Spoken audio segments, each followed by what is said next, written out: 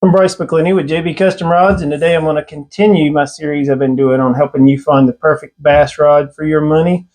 And we've talked now about blanks and guides, and now it's time to talk about one of the final components of a rod, which is the handle and reel seat. And across the market, everywhere you see two main components in handles and reel seats, and those are the old school cork, which you still see quite a few of, and you also see EVA foam.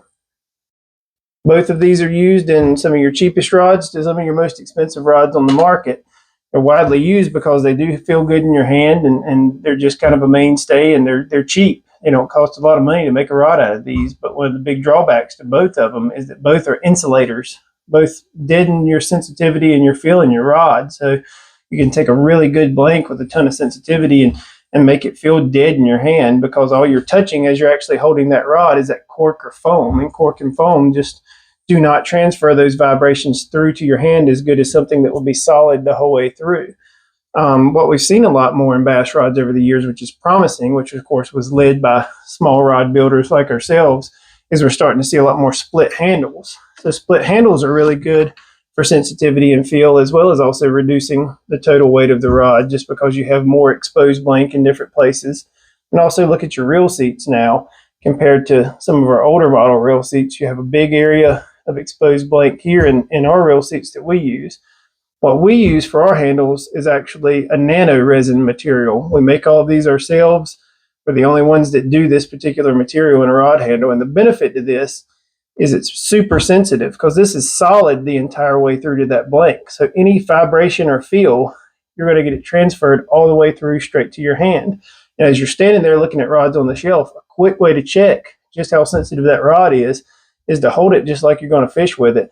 Have somebody hold up a dollar bill and just run the top of that rod down the edge of that dollar bill. And if you can feel all those ridges in through to your hand, you know you've got a really super sensitive rod. And we do this a ton with our customers, just to show them the difference between ours and some of the lesser rods on the market that aren't built with sensitivity in mind.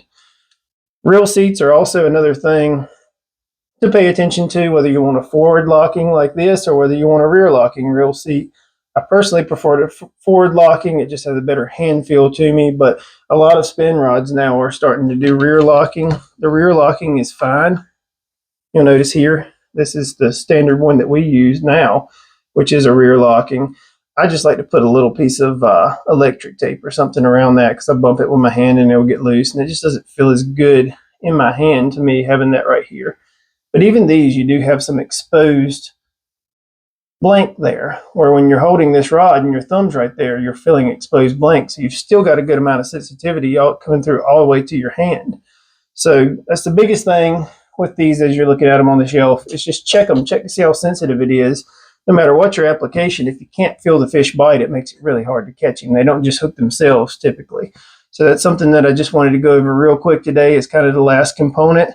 Something to definitely look at, and over the next few videos I'm going to start to get a little more technique specific and talk about what makes the perfect rod for certain tactics and certain techniques that we do in bass fishing. But I thought it was important to close things out talking about actual components, regardless of what the action is, by going into this. Thanks.